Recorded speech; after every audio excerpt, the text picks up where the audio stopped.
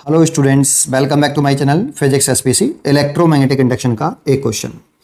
A conducting circular loop is rotated about its diameter at a constant angular speed of 100 radian per second in magnetic field of 0.5 tesla perpendicular to the axis of rotation when the loop is rotated by 30 degree from the horizontal position। इस पर ध्यान दें।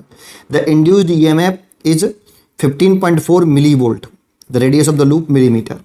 ठीक है, देखो initially loop कैसा था, horizontal, तो इनिशियली एक लूप बना लेते हैं। ये कोई कंडक्टिंग सर्कुलर लूप हो गया और ये इसकी एक्सेस हो गई, डायमीटर से पास हो रही है और इस एक्सेस के अबाउट इसे घुमाया जा रहा है। घुमाने से पहले मान लो कि मैग्नेटिक फील्ड की डायरेक्शन ये है जो कि इस एक्सेस के परपेंडिकुलर है। देखो एक्सेस ऐसे है और आपका मैग्नेटिक फील्ड ऐसे है, तो परपेंडिकुलर हो गए। ठीक है, और बी दे रखा है हमें 0.5 टेस्ला मतलब 1/2 और एरिया की डायरेक्शन, इस लूप के एरिया की डायरेक्शन प्लेन के परपेंडिकुलर आउटवर्ड होती है। तो बी और एरिया की डायरेक्शन इनिशियली कैसे हैं, सेम है, ऐसे है। ये बी की डायरेक्शन और ये एरिया की डायरेक्शन। तो इस वाली कंडीशन में इनिशियली तो थीटा 0 डिग्री है, किसके between, angle between B and direction of area vector, direction of area vector. ठीक है, अब इसे ऐसे घुमाया जा रहा है, ऐसे एक्सेस के अबाउट। जब कितने देर तक घुमा रहे हैं, जब तक थीटा डिग्री 30 डिग्री घुमाया गया हॉरिजॉन्टल पोजीशन से। तो सोचो अगर ऐसे ये प्लेन, लूप का प्लेन था, ये एरिया की डायरेक्शन थी और यही मैग्नेटिक फील्ड की डायरेक्शन थी इनिशियली। जब इसे 30 डिग्री ऐसे घुमाएंगे तो एरिया भी 30 डिग्री घूम जाएगा, एरिया की डायरेक्शन भी 30 डिग्री घूम जाएगी। तो बी और एरिया के बीच में एंगल 30 डिग्री हो जाएगा आफ्टर रोटेटिंग।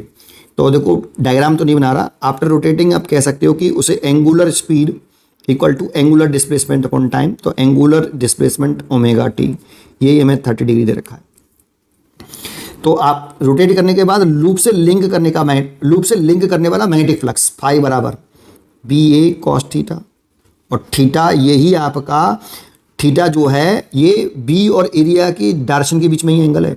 तो थीटा हो गया आपका omega t, cos omega t. इतना मैग्नेटिक फ्लक्स है। अगर इसको डिफरेंशिएट करते हैं विद रेस्पेक्ट टू टी तो d phi over d t निकल आएगा। कितना आएगा, B A cos omega t का डिफरेंशिएशन करेंगे तो माइनस के साइन ओमेगा टी, और ओमेगा टी का द्वारा से डिफरेंशिएशन करेंगे तो ओमेगा आएगा ये। और इंड्यूस्ड ईएमएफ होता है माइनस के d phi over d t. तो ये वैल्यू पुट कर दो, माइनस और माइनस प्लस हो जाएगा, तो बी ए ओमेगा साइन ओमेगा टी। इतना इंड्यूस्ड ईएमएफ डेवलप होगा। और ई कितना है, ओमेगा टी 30 डिग्री दे रखा है। बी की वैल्यू दे रखी है हमें कितनी, 1/2। एरिया को ले सकते हैं पाई आर स्क्वायर। मान लो अगर इसकी रेडियस आर है लूप की, तो एरिया ऑफ द लूप जो होगा वो पाई आर स्क्वायर ओमेगा, और साइन ओमेगा टी की वैल्यू 30 डिग्री रख देंगे तो साइन 30 डिग्री की वैल्यू कितनी हो जाएगी, 1/2। ई की वैल्यू हमें क्वेश्चन में गिवन है 15.4 मिली वोल्ट है, तो इसकी जगह पे लिखेंगे 15.4 10 की पावर -3 1/2 मल्टीप्लाइड बाई 1/2, पाई की वैल्यू 22/7, ये भी क्वेश्चन में गिवन है 22/7 लिखना है, और रेडियस निकालनी है, और ओमेगा हमें दे रखा है 100 रेडियन पर सेकेंड, तो ये भी 100 है। देखो 2 से तो ये कट गया 11 बार, और 11 से इस पॉइंट को अगर नीचे उठा लें, 0 कर लें, तो 11 से ये कटेगा कितनी बार, देखो 14 बार।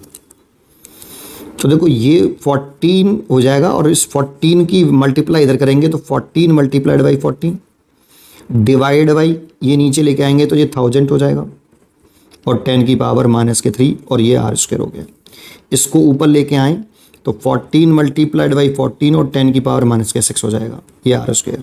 तो आर इज इक्वल टू 14, अगर इस पूरे का रूट ले लेंगे तो 14 और 10 की पावर -3 मीटर, तो 14 मिलीमीटर रेडियस आ जाएगी, 14 मिलीमीटर।